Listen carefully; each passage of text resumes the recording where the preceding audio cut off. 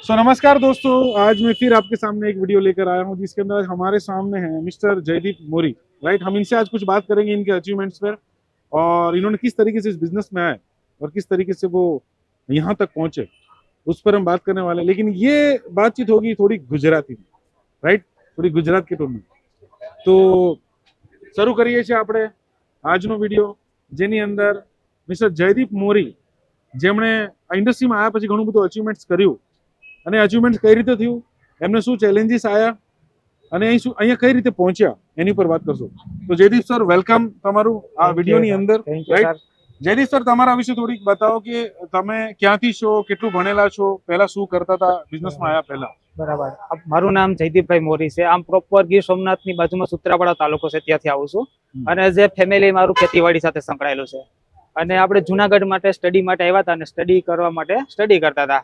સ્ટડીમાં તો શું હોય, અત્યારની રિયાલિટી તમને બી ખ્યાલ જ હશે, મારા કરતા વધારે અનુભવ છે. એટલે રાઈટ સર, એટલે સ્ટડી કરવા માટે આવ્યા હતા અને સ્ટડી કરતા કરતા તમને આ ઓપોર્ચ્યુનિટી મળી ઇમેક્સ રિટેલ લિમિટેડની, કે કોઈ તો વ્યક્તિ તમને મળ્યું હશે જેના દ્વારા માહિતી મળી હશે અને તમે જ્યારે એક પ્રોગ્રામ જોયો હશે, સેમિનાર જોયો હશે, કે પ્લાન સમજ્યો હશે અને તમે ડિસિઝન લીધું. તો એ ડિસિઝન લેતી વખતે તમારા માઇન્ડમાં શું આવ્યું હતું કે મને આ કંપની કેમ કરવી જોઈએ, આ બિઝનેસ આ ઇન્ડસ્ટ્રીમાં મને કેમ આવવું જોઈએ? રાઈટ સર, કેમ કે આપણે આ પ્લાન જોઈએ, ઇન્ડસ્ટ્રી જોઈએ. બરાબર, ઘણા લોકો મને કહેતા કે આવું કંઈક કરવું જોઈએ, પાર્ટ ટાઈમ વર્ક કરવું જોઈએ સ્ટડીની સાથે.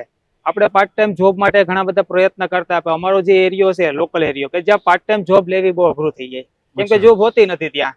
જોબ હોય તો આપણી પાસે એટલો ટાઈમ ના ઓવર ટાઈમ કરાવતા હોય. તો આ એક ઓપોર્ચ્યુનિટી જો એટલે માઇન્ડમાં એટલું તો ક્લિક થયું કે આની અંદર આપણા ટાઈમ અનુસાર કામ કરી શકશો, આપણે ફ્રી હશું ત્યારે કામ કરી શકશો. અને જો આ ઇન્ડસ્ટ્રીમાં આપણે ટાઈમ આપશું તો ખરેખર આપણે આગળ વધશું એવું લાગતું હતું ત્યારે. પણ ડિસિઝન લેવું હતું તો ઘણી વાર એવું થતું, ઘણા બધા ફ્રેન્ડ સર્કલ આપણું ત્યારનું હોય કોલેજ લાઈફનું, બરાબર, તો એ લોકો ના પાડતા હતા કે આવું કશું કઈ કરાય નહીં, આ તો સાબુ શેમ્પુ તેલ વેચવાનું ઇન્ડસ્ટ્રી છે, આમાં થોડુંક પડાતું હોય, આમાં તો શું કરી લઈએ કે સાબુ વેચીને થોડુંક આમાંથી કરોડો રૂપિયા, લાખો રૂપિયા, કે આપણા જે ડ્રીમ છે પૂરા થશે. તો તમે આ બધી ચેલેન્જીસ તમને આવતી હતી, તમે શરૂઆત કેટલા ટાઈમ પહેલા કરી હતી? શરૂઆત આપણે આમ જોતા કોલેજ લાઈફમાં 2021 માં સ્ટાર્ટ કર્યું હતું. બરાબર, 2021 માં આફ્ટર કોરોના તમે સ્ટાર્ટ કર્યું 2021 માં અને આ ચાલે છે 2025 જાન્યુઆરી, એટલે તમને 4 વર્ષ થયા ઓલમોસ્ટ. તો આ 4 વર્ષની વાત કરું, તમે પહેલા મંથની અંદર તમે જ્યારે શરૂઆત કરી તો તમારું એજ્યુકેશન કેટલું? તમારું એજ્યુકેશન? મારું એજ્યુકેશન ની વાત કરું તો બીબીએ કમ્પ્લીટ કર્યું. બીબીએ કમ્પ્લીટ કર્યું છે. તો બીબીએ કમ્પ્લીટ કર્યા પછી તમે આ બિઝનેસ શરૂઆત કરી અને પહેલું તમારું પે આઉટ કેટલાનું આવ્યું હતું જ્યારે તમે સ્ટાર્ટ કર્યું ત્યારે? પહેલું જ્યારે આપણું પે આઉટ હતું 425 રૂપિયાનો હતો. 425 રૂપિયા? હા સર, 425 રૂપિયાનું પહેલું પે આઉટ આવ્યું હતું. એ વ્યક્તિ જેને બીબીએ કર્યું, તો ઘરવાળા ખુશ થયા, નારાજ થયા, આઘાતમાં આવી ગયા, શું કર્યું ઘરવાળા? ખરેખર રિયાલિટી તો એવી હતી, ઘરવાળાને કીધું જ નતું. 425 માં શું કેવું, શું કહેવાનું? અને જો કીધું હોત તો ઘરવાળા એવું કહેત કે આ બિઝનેસ કરવાની જરૂર છે નહીં. હા, જો ઘરે ટાઈમ આપીને 425 રૂપિયા કમાવાના. બટ જયદીપ સર, અગર આજની વાત કરું તો આજે 4 વર્ષ પછી અગર હું પૂછું છું એમને, એ જે 425 રૂપિયાનું જે પે આઉટ હતું એ આજે કેટલા રૂપિયાનું પે આઉટ બની ચૂક્યું છે? અત્યારે આપણું દર મહિને 78,000 આપણું પે આઉટ પહોંચી ચૂક્યું છે. 78,000. ને આજે એજ કેટલી છે તમારી? મારી એજ છે 25 વર્ષ. અને આજે 25 વર્ષની એજ છે, 78,000 નું પે આઉટ છે બોસ. રાઈટ, અને આજના અગર તમારા અચીવમેન્ટની વાત કરું તો 4 વર્ષની અંદર તમે શું શું અચીવમેન્ટ કર્યું? ટ્રીપ્સ હોય કે કોઈ મોબાઈલ લીધો હોય, એવા તમારા કેટલા અચીવમેન્ટ્સ એ કર્યા છે, એ મને જણાવશો. શરૂઆત કરી ત્યારે તો આપણું એક જ અચીવમેન્ટ, એક સારો એવો મોબાઈલ લઈએ. રાઈટ, આપણે મોબાઈલ લીધો, આગળ ગયા એટલે એવું લાગ્યું ખરેખર હવે કોલેજની ફી છે, હોસ્ટેલની ફી છે, એ બધું આપણે પે કરીએ. તો એ બધું આમાંથી આપણે શું છે, આપણો ખર્ચો મેન્ટેન કરી લેતા હતા. ધીમે ધીમે એવું લાગ્યું કે કોલેજે આપણે 11 નંબરની ગાડી લઈને જાય, મતલબ કે ચાલીને જાય. તો એવું લાગ્યું કે હવે એક સારી ગાડી લઈએ, તો સ્પોર્ટ બાઇક લીધી એફઝેડ આપણે આમાંથી. કેટલાની હતી સ્પોર્ટ બાઇક? એ સમયમાં એફઝેડ 1,10,000 ની હતી. 1,10,000 ની બાઇક પોતાના દમ પર? હા, પોતાના દમ ઉપર લીધી. એના પછી બાઇક લીધા પછી એવું થયું કે ઘરે બેકિંગ આપણે આપીએ, તો ઘરે 1,30,000 ની યુનિકોર્ન બાઇક આપણે ગિફ્ટ કરી ફેમિલી માટે. કોને? ફાધર ને? મોટા ભાઈ ને કરી. મોટા ભાઈ ને 1,30,000 ની એક યુનિકોર્ન બાઇક ગિફ્ટ કરવામાં આવી. Right, great. અને પછી આપણે એવું લાગ્યું છે કે હજી બી આપણે આમાંથી પે આઉટ સારામાં સારું બનતું. જે વ્યક્તિ જોબ કરતો હોય 10-15 હજાર, એના કરતા આપણે 2 ગણું સારું કમાઈ લેતા હતા.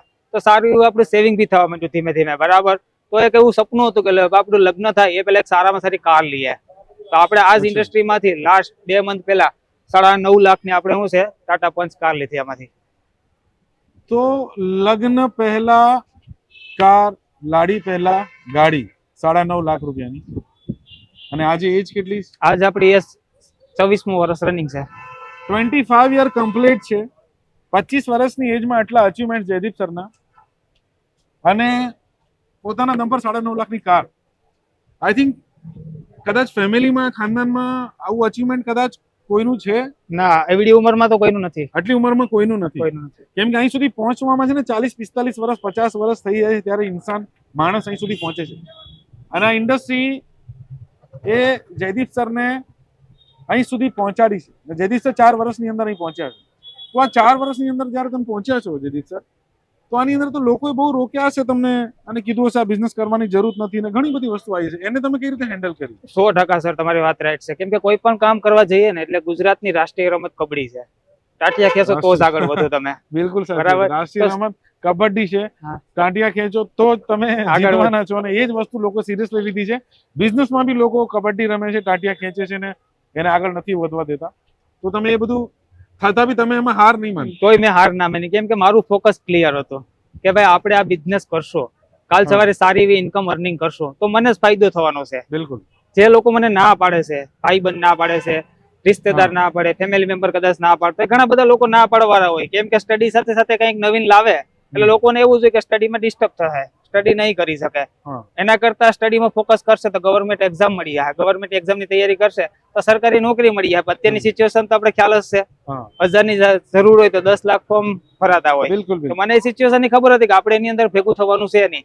તો એઝ એ સાઈડમાં આપણે કરિયર ડેવલપ કરશું તો આવનારા ટાઈમની અંદર બેનિફિટ થશે. અને આપણે આપણા ખુદનું માઇન્ડસેટ રાખી, ખુદ ફોકસ રાખી બિઝનેસની અંદર કન્ટિન્યુ રાખ્યો. જેમ જેમ એસ્ટિમેટ આવતું ગયું, જે લોકો ના પાડતા હતા એ લોકો લાઈનમાં આપણી પાછળ આવતા ગયા. લાઈનમાં પાછળ આવતા ગયા, લોકો હા પાડવાના ચાલુ કર્યા, ટીમ વધારે મજબૂત થઈ, વધારે સ્ટ્રોંગ થયો, અને આજે આ કાર સાથે ઉભા છે જયદીપ સર.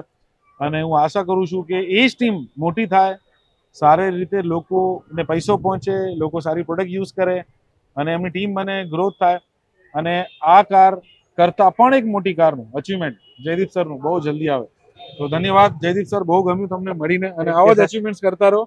અને ઘણા બધા એવા યુથ છે જ્યાં એજની અંદર એમને શું કરવું, ક્યાં જવું ખબર નથી, એમને જયદીપ મોરી સરનો આ વિડીયો જોવો જોઈએ કે કઈ રીતે આગળ વધી શકે છે. જેટલા બી લોકો વિડીયો જોવે છે, કમેન્ટની અંદર પોતાનો નંબર નાખો અને અમારા એક્ઝિક્યુટિવ તમને ફોન કરશે. અને તમે પણ આવી 9.5-10 લાખ રૂપિયાની બ્રાન્ડ ન્યુ કાર બહુ જલ્દી તમને બી અચીવમેન્ટ્સમાં આવી શકે છે, ને એક સારા પે આઉટની ઉપર. રાઈટ? તો thank you so much Jaydeep sir, બહુ બહુ આભાર. Thank you.